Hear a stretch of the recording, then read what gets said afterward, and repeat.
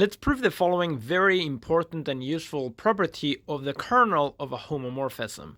It turns out that a group homomorphism is injective if and only if the kernel is trivial. So there is only one element in the kernel, the identity.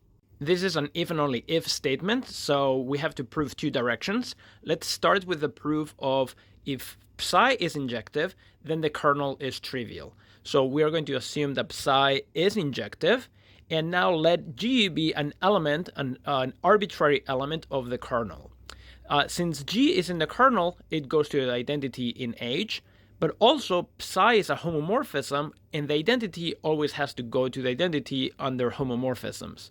But then G and E go to the same element, and since psi is injective, they have to be the same element. Therefore, every element of the kernel is just identity, so the kernel itself is trivial. Now let's prove the other direction. So let's suppose that the kernel is trivial, and suppose there are two elements of G, G1 and G2, that map to the same element in H.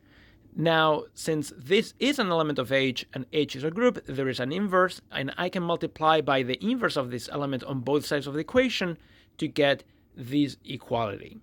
Now, by the properties of homomorphism, the inverse of a psi value is psi of the inverse, so that inverse can go inside the parenthesis.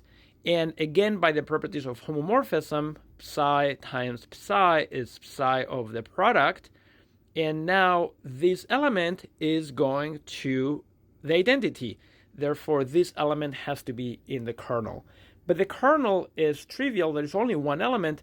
So this element has to be exactly the identity.